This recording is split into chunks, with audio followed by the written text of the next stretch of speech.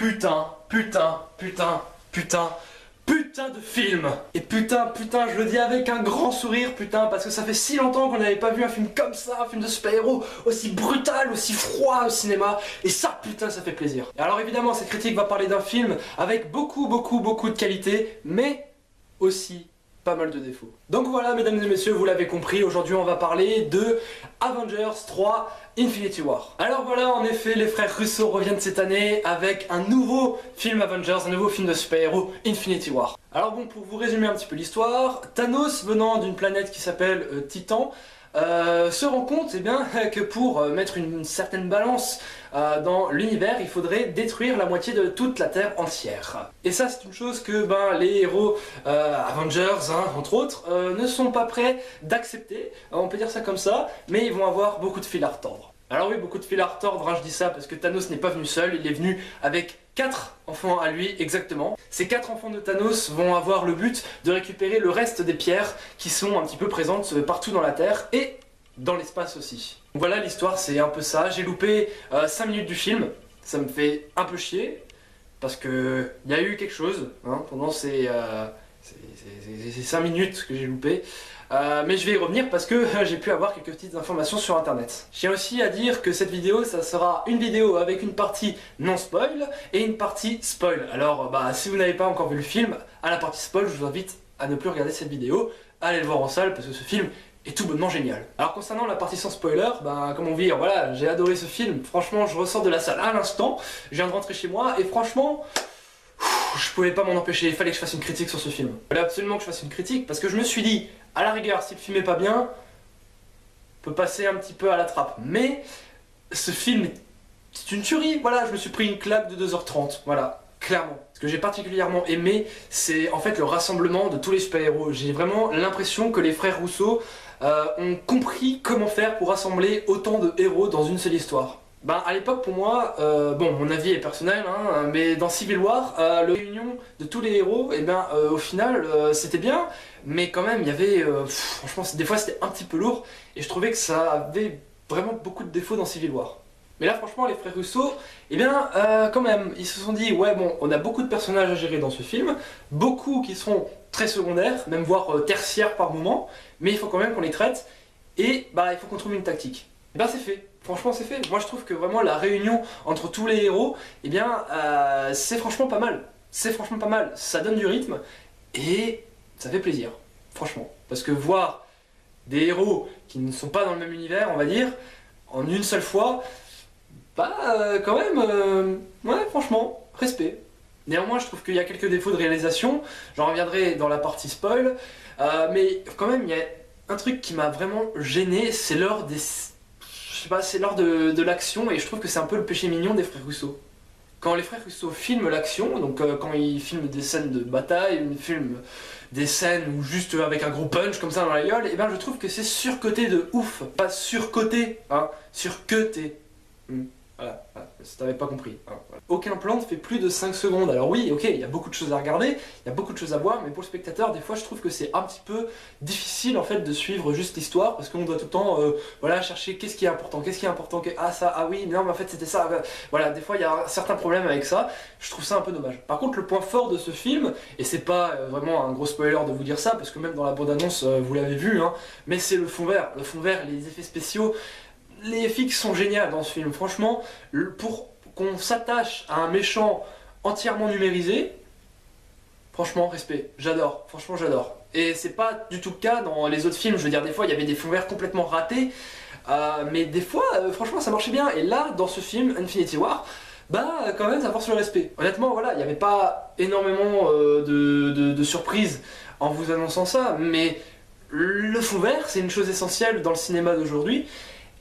Franchement, la franchise Marvel savent faire maintenant avec les fonds verts, et ça c'est bien. Donc voilà, alors je vais commencer la partie spoiler, donc si vous n'avez pas vu le film, si vous avez envie de le voir, si vous n'avez pas envie de vous faire spoiler sur le film, je vous invite à quitter la vidéo, parce qu'il y a du lourd qui arrive. Alors je dois dire qu'il y a certaines morts de super-héros que je m'attendais vraiment à ce que ça arrive, mais il y en a vraiment où je m'y attendais vraiment pas. Mais alors, vraiment pas. Je vais bien sûr revenir sur la mort de Loki dans les 5 premières minutes, mais comme dit, je m'y attendais, alors Vraiment, est-ce qu'on y revient vraiment? Voilà, on s'y attendait à peu près tous, on avait vu la bande-annonce, il y a eu des théories sur ça. Vraiment, pratiquement tout le monde s'attendait à une mort certaine de Loki, moi y compris. Mais par contre, il y a une mort où je m'y attendais vraiment pas, c'est la mort d'Heimdall. La mort de Heimdall ne m'a pas vraiment choqué en soi, parce que vraiment, il y a des morts beaucoup plus choquantes dans ce film. Mais néanmoins, je m'attendais vraiment à ce qu'il ait un rôle essentiel pour l'histoire, notamment grâce à une pierre d'infinité, la pierre de l'âme. Et oui, j'étais un des seuls à penser vraiment que la pierre de l'âme se trouvait dans ses yeux, ou même sur son armure. Je me suis bien trompé, hein. Mais néanmoins, le rôle de ces personnages, c'est juste de mourir, mais ça va apporter quelque chose vraiment dans l'histoire, notamment avec l'arc narratif mené par Thor. Et Thor, justement, qu'est-ce qu'il devient? Thanos a littéralement buté tout le reste d'Asgard, sauf une seule personne, le dieu du tonnerre, Thor. Il semble que Thor, c'est le personnage qu'on voit le plus à l'écran pendant ce film, mais moi, étant pas un grand fan de Thor, je me suis dit, ah merde, c'est un peu chiant quand même, hein. Mais au final, pas du tout. Thor m'a vraiment fait kiffer sa race tout au long du film. Je le trouvais extrêmement bon, extrêmement fort, brillant, rien à dire. Il m'avait déjà fait beaucoup rire, il m'avait déjà fait beaucoup sourire, il m'avait fait beaucoup plaisir dans Thor Ragnarok. Je m'attendais vraiment à une confirmation avec Infinity War. Eh bien, ouais, quand même. Infinity War, bravo. Alors Thor, avec qui il est justement? Eh bien en fait il est échoué sur le vaisseau des Gardiens de la Galaxie. Et c'est toute la troupe des Gardiens de la Galaxie qui vont réussir à trouver, à trouver Thor, voilà. Ils vont le ramener dans leur vaisseau et donc il va y avoir une histoire. Ils vont se séparer, Thor sera avec Groot et Rocket Raccoon. Alors pourquoi vous allez me dire? C'est tout simplement pour forger une nouvelle arme pouvant vaincre Thanos. Donc ils vont réussir à le faire et je trouve que vraiment, oui, d'accord, je suis d'accord. On était habitué dans Thor, le monde des ténèbres, ou même le Thor, le premier film, à avoir des histoires tout à fait banales, avec rien à la clé finalement. Premier Thor avec le mec là, le gros truc en armure là, je sais même plus comment il s'appelle, vous voyez. Et quand ce personnage là arrive dans la ville, on se dit ouais, de toute façon Thor il va y arriver. Au final oui, Thor il y arrive, voilà, c'est pas une surprise. Dans Thor 2, quand Malekith tue la mère de Thor, ou quand il fait oui, je vais détruire le monde entier, voilà, parce que je suis un elfe noir et je suis vachement fort et tout. Bouffe la chatte à ta daronne. C'est un peu violent, non? Ouais, un peu, C'est un petit peu violent. C'est pas faux, Victor. Et là, vraiment, il échoue, Thor, on va dire. Il échoue dans un premier temps, parce que déjà, il se fait clairement dominer par Thanos. Thanos le ridiculise, genre c'était un dieu, je m'en bats les couilles, moi je suis un titan, dégage. Et en fait à la fin, il y arrive quand même, il arrive quand même à vaincre Thanos avec cette nouvelle arme qu'il arrive à forger d'ailleurs sur une planète des nains, qui ne sont d'ailleurs pas des nains, parce que vraiment c'est tout sauf des nains. Le nain d'ailleurs joué par Peter Dinklage, ça m'a fait beaucoup plaisir de le voir dans ce film, je m'y attendais vraiment pas. Et pour le coup là vraiment c'était une grosse surprise. Voilà, hein, et pour ceux qui ne savent pas qui est Peter Dinklage, c'est Tyrion Lannister dans Game of Thrones, tout simplement. Je suis aussi très content de tout ce que les Gardiens de la Galaxie ont su faire pendant ce film. Donc voilà, là non plus, je suis pas un très grand fan des Gardiens de la Galaxie, j'ai vu les deux au cinéma, j'avais bien aimé, on va dire, ouais, c'est vrai, mais sans plus, vraiment, voilà, c'était marrant, voilà, des fois c'était impressionnant, c'est vrai, hein, mais vraiment, voilà, des fois c'était un peu, dommage, quoi. Ça manquait un petit peu de quelque chose, et là, vraiment, ce quelque chose est venu, je savais même pas ce que c'est, parce que vraiment, pour définir les Gardiens de la Galaxie, c'est vraiment...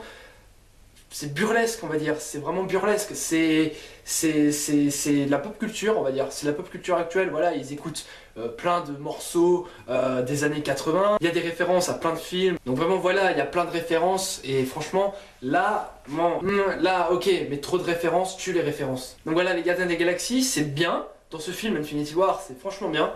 Voilà, il y a de l'action avec eux, il y a une vraie envie de revanche en fait. Et il y a une vraie envie de tout casser vraiment, notamment par le personnage de Peter Quill alias Star-Lord. Alors voilà, les Gardiens de la Galaxie vont devoir être avec 3 personnages que maintenant, vous connaissez bien, Iron Man, Spider-Man et Doctor Strange. Alors tout ce beau monde, sauf Gamora, parce que Gamora s'est fait enlever par Thanos, mais ça j'y reviendrai plus tard. Voilà, tout ce beau monde vont être réunis sur la planète Titan, la planète où Thanos et originaire, on va dire, voilà. Et là aussi, il y a vraiment des scènes d'action vraiment mémorables où je vais m'en souvenir, mais vraiment je pense toute ma vie, honnêtement. C'était vraiment une grande expérience la scène de combat, je pense à la scène de combat avec juste Thanos, où il y a Iron Man et Spider-Man qui essaient de dompter le gantelet de Thanos. Rien que ça, vraiment, ça m'a fait kiffer, parce qu'en même temps, c'était un peu drôle quand même, par moment, parce que voilà, on voit les deux vraiment essayer de tirer les...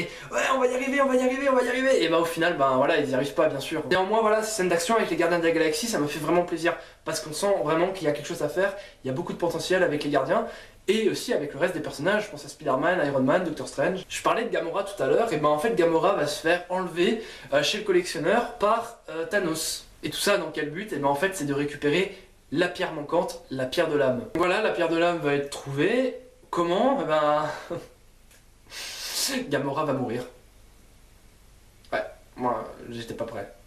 Voilà, j'étais pas prêt. S'il y a bien vraiment un personnage que j'aimais vraiment pour le coup dans ce film, c'était bien Gamora. Pourquoi? Parce qu'elle réussissait vraiment à faire tout le contraire de ce qu'elle faisait dans les Gardiens de la Galaxie. Parce que dans les Gardiens de la Galaxie, je trouvais vraiment qu'elle était juste là pour dire « Je veux être avec Peter Quill parce que je suis très amoureuse ». Ou alors elle était juste « Je veux tuer Thanos ». Là pour le coup vraiment, elle a pas juste envie de tuer Thanos, elle a vraiment envie de faire ressortir toutes les émotions de Thanos et vraiment faire connaître aussi le personnage de Thanos aux autres et dire vraiment toutes ses motivations. Ça franchement c'est essentiel à l'histoire.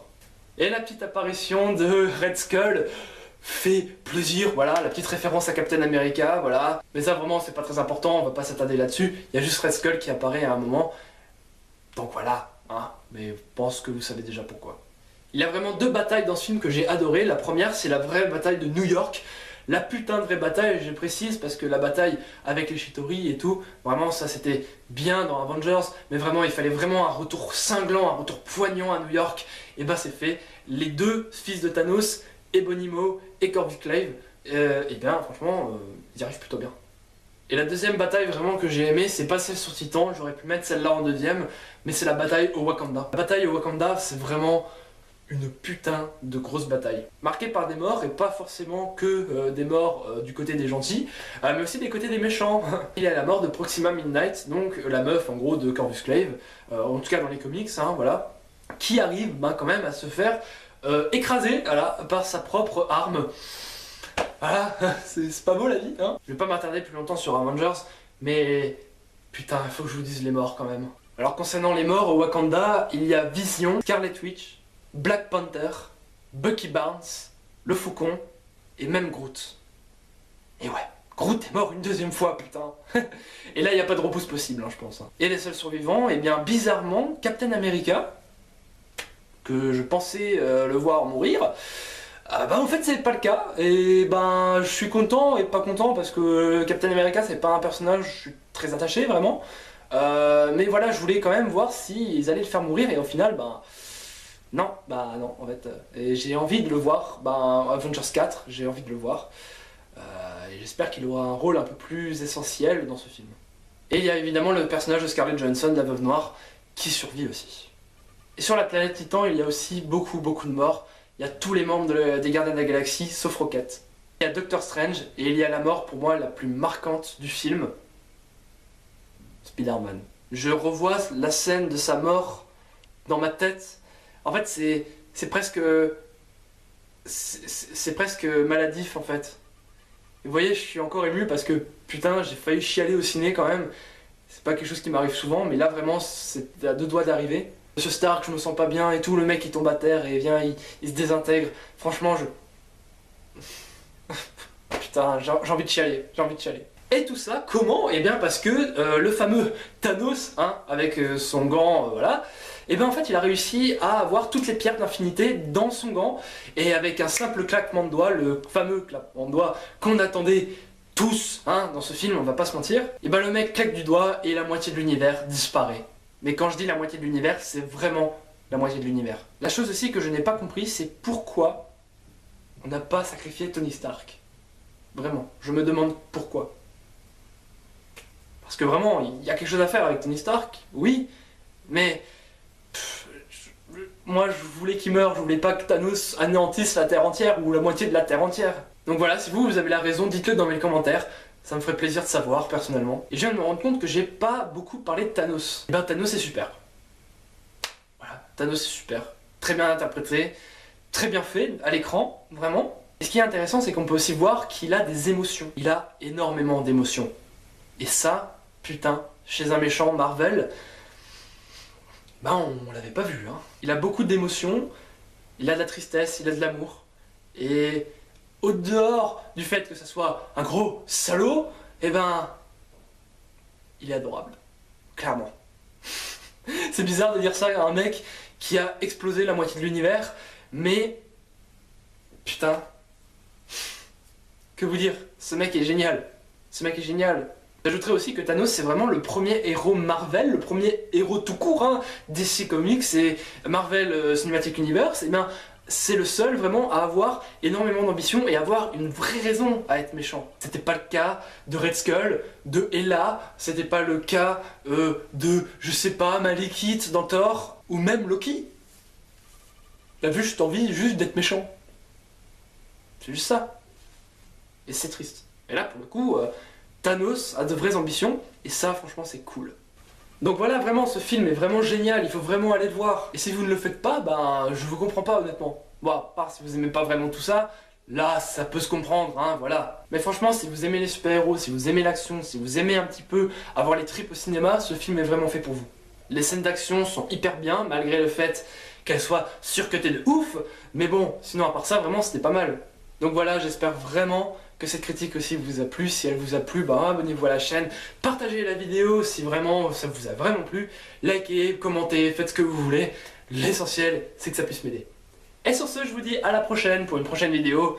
Ciao tout le monde!